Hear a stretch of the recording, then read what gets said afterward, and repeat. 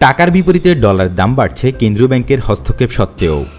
বৈদেশিক মুদ্রা বিনিময় বাজারকে স্থিতিশীল রাখতে কেন্দ্রীয় ব্যাংকের পদক্ষেপ সত্ত্বেও টাকার বিপরীতে মার্কিন ডলারের বিনিময় হার বেড়েই চলেছে।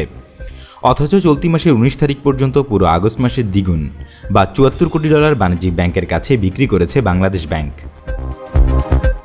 তবুও জুলাই থেকে অক্টোবরের আলোচিত সময়ে ডলারের বিপরীতে ৮৫ পয়সা মূল্য হারিয়েছে টাকা। সোমবার খোলা বাজারেও ডলারের দাম উঠেছে ইতিহাসের সর্বোচ্চ ৯০ টাকা। ক্রমবর্ধমান চাহিদার ফলে আন্তঃব্যাংক মুদ্রা বাজারেও ডলারের বিনিময় হারে ঊর্ধ্বগতি অব্যাহত রয়েছে। বৈশ্বিক পণ্য বাজারের অস্থিতিশীল পরিবেশে টাকা দ্রুত মূল্যমান হারানোয় মূল্যস্ফীতির আশঙ্কাও দেখা দিয়েছে।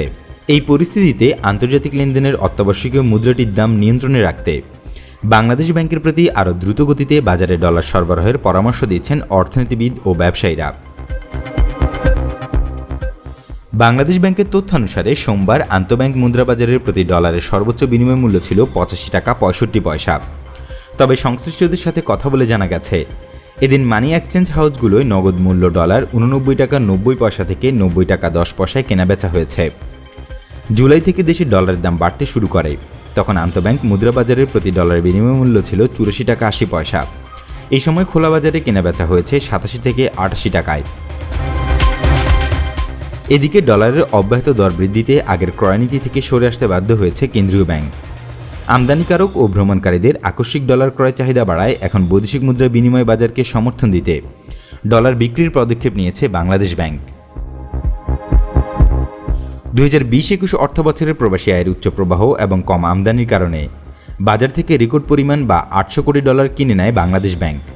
তবে এরপর চলতি ২১-২২ অর্থ বছরের ১৯ অক্টোবর পর্যন্ত $১৬৮ কোটি বিক্রি করেছে বলে কেন্দ্রীয় ব্যাংক প্রদত্ত তথ্যে জানা যায়।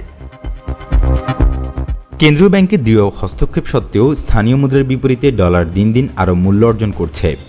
গত আগস্টে কেন্দ্রীয় ব্যাংক দেশের বাণিজ্যিক ব্যাংকগুলোর কাছে $৩০ কোটি বেশি বিক্রি করেছিল। পরের মাসে এই অঙ্ক দ্বিগুণ হয়ে $৬৪ কোটি ১০ লাখ পৌঁছায়।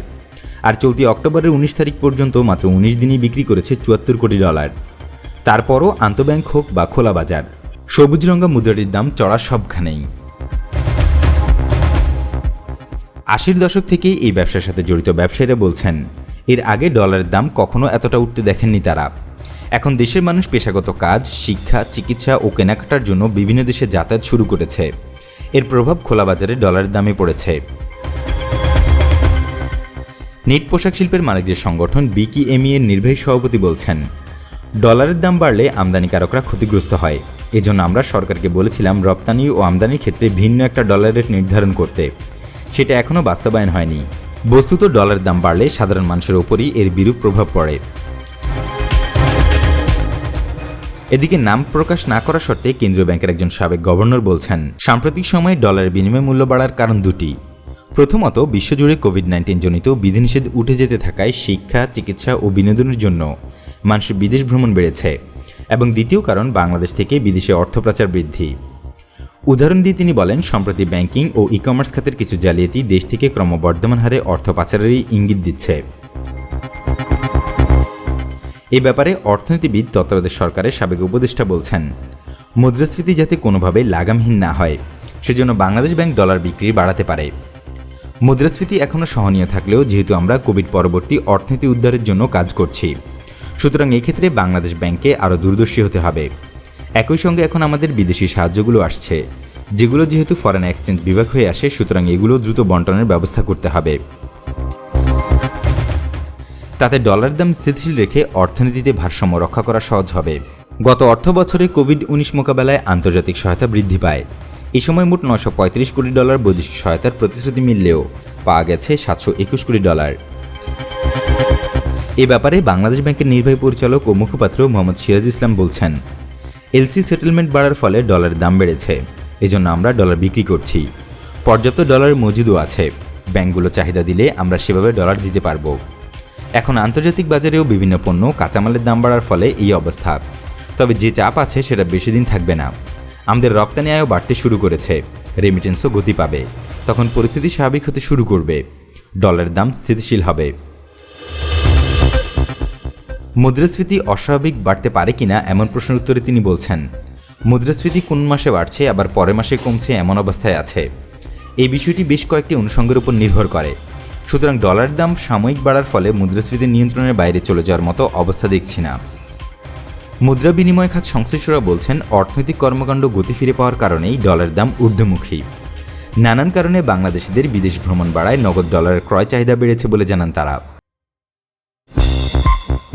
তাছাড়া মহামারীকালে বাংলাদেশমুখী যে উচ্চ রেমিটেন্স প্রবাহ দেশের মুদ্রা বাজারকে প্রাণবন্ত রেখেছিল, তা চলতি অর্থ বছরের শুরুতে গতি হারায়। এই ঘটনায়ও ডলার বাজারে বাড়তি চাপ সৃষ্টি করে। ব্যবসায়ী নেতারা বলছেন, আমদানি বাড়ার কারণে ডলার দাম বাড়তে শুরু করলেও রপ্তানি আয় এখনও আগের অবস্থায় আসেনি। এতে করে ডলার দাম বৃদ্ধিতে রপ্তানিকারকদের যে সুবিধা পাওয়ার কথা ছিল সেটি তারা পাচ্ছেন না। আবার আমদানি ব্যয় বাড়ায় তা আমাদের স্থানীয় বাজারের উপর প্রভাব ফেলছে। কেন্দ্রীয় ব্যাংকের তথ্যানুসারে চলতি বছরের জুলাই থেকে আগস্ট মেয়াদে বাংলাদেশ 10.84 বিলিয়ন ডলারের পণ্য আমদানি করেছে, যার বিপরীতে মাত্র 673 কোটি ডলার রপ্তানি হওয়ায় ডলার সংকট দেখা দেয়। এ ব্যাপারে পেঁয়াজ আমদানিকারক জানান, আমরা পেঁয়াজ আমদানি করতে গিয়ে যে দামে এলসি খুলেছি, গত কয়েক মাসে ডলারের দাম বেড়ে যাওয়ায় আমাদের আমদানি মূল্যও বেড়ে যাচ্ছে।